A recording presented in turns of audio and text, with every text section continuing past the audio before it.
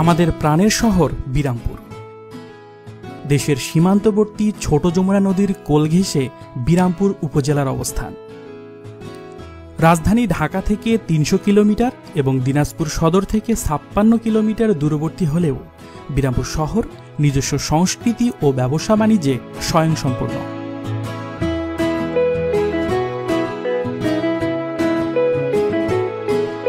কথিত আছে, আকবরের সময় বাংলার ১২ ভূঁইয়াদের মধ্যে পাতরদাস নামক এক শক্তিশালী রাজা ছিলেন। তার রাজধানী ছিল এই এলাকায়। রাজা পাতরদাস মোগল সেনাপতি বৈরাম খাঁর নিকট যুদ্ধে পরাজয় বরণ করেন। সেনাপতি বৈরাম খাঁর নামে এই এলাকার নাম হয় বিরামপুর।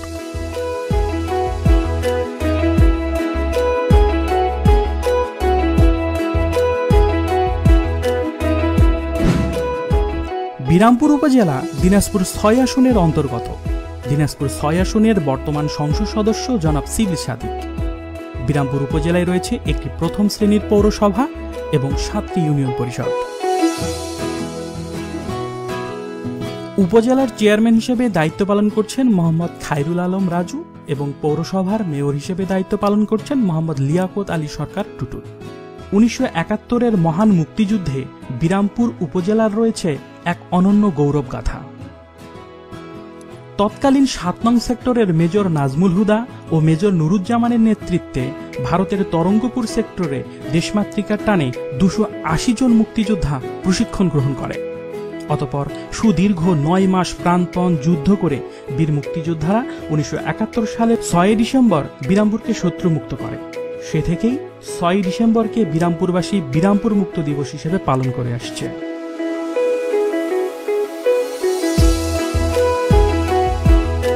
২১,১৮১ বর্গ কিলোমিটার এই ভূখণ্ডে বসবাসরত জনসংখ্যা প্রায় ১.৫ লাখ। বিরামপুর উপজেলার শিক্ষার হার ৮৭%। বিরামপুর উপজেলাকে দিনাজপুরের অন্যতম শিক্ষা কেন্দ্র হিসেবে ধরা হয়। উপজেলায় সরকারি ও বেসরকারি হিসেব মিলিয়ে প্রাথমিক বিদ্যালয় রয়েছে ৬২টি, কলেজ রয়েছে ৫টি, মাধ্যমিক স্কুল রয়েছে ৩২টি। তার মধ্যে ১ নম্বর মডেল প্রাথমিক বিদ্যালয়, আদর্শ উচ্চ বিদ্যালয়, বিরামপুর পাইলট উচ্চ বিদ্যালয়, সরকারি বালিকা উচ্চ বিদ্যালয়, বিরামপুর মহিলা কলেজ, কাটলা কলেজ এবং বিরামপুর সরকারি কলেজ অন্যতম। বিরামপুর উপজেলা ব্যবসা কেন্দ্রিক হয়ে ওঠায় ব্যাংকিং সেবা নিশ্চিতের জন্য ন্যাশনাল ব্যাংক, সোনালী অগ্রণী ব্যাংক সহ মোট ৯টি ব্যাংকিং শাখা স্থাপিত হয়েছে।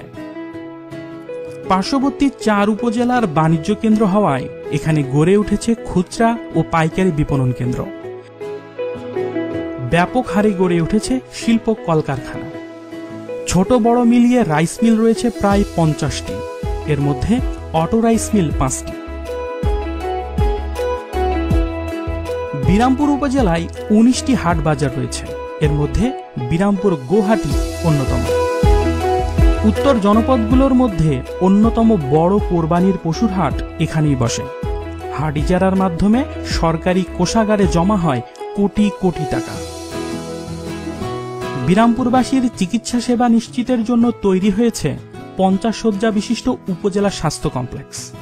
দিনাজপুর জেলার মিশন হাসপাতালগুলোর মধ্যে সবচেয়ে বড় ধানজুরি কুষ্ঠ হাসপাতাল আমাদের বিরামপুরেই অবস্থিত। এছাড়াও বেসরকারিভাবে গড়ে উঠেছে প্রায় ১২টি হাসপাতাল ও ক্লিনিক, এর মধ্যে গণস্বাস্থ্য কেন্দ্র ও Rayan health care and research centre অন্যতম।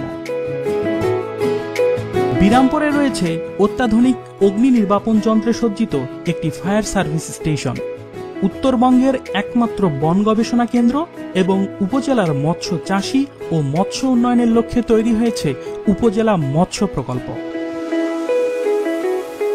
ক্রীড়া উন্নয়নের লক্ষ্যে নির্মাণ করা হচ্ছে শেখ রাসেল মিনি স্টেডিয়াম। বিরামপুরে উৎপাদিত প্রধান শস্য ধান, তাই সরকারিভাবে ধান ও চাল সংগ্রহের জন্য তৈরি করা হয়েছে সরকারি খাদ্য গুদাম। দিনাজপুর জেলায় মোট ৩টি আপৎকালীন সার মজুদ গুদাম রয়েছে, এর মধ্যে বিরামপুরে রয়েছে একটি।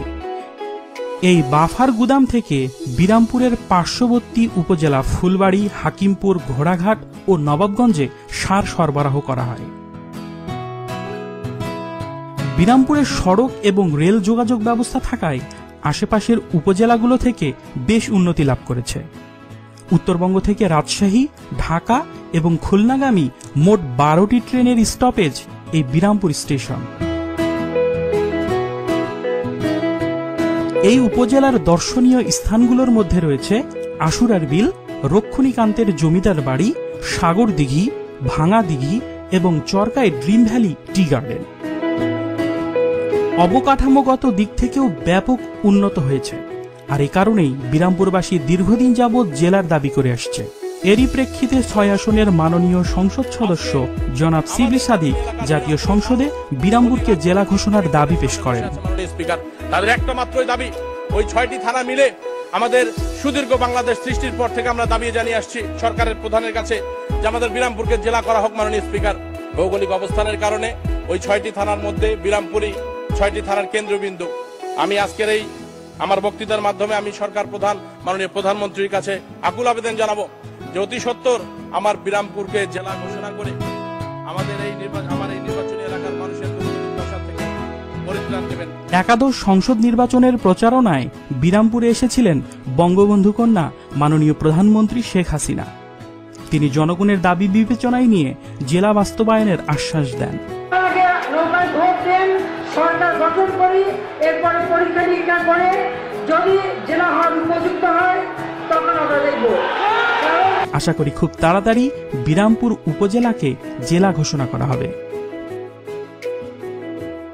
সৃষ্টিকর্তার আশীর্বাদ পুষ্ট এই উপজেলাকে আমরা ভালোবাসি। আমরা ভালোবাসি এই দেশ, এই দেশের প্রতিটা মানুষকে। সকল ধর্মবর্ণের মানুষের মেলবন্ধন বিরামপুরকে বানিয়েছে পৃথিবীর মাঝে এক টুকরো জান্নাত। সবাই ভালো থাকবেন, সবাইকে ভালো রাখবেন। আল্লাহ হাফিজ।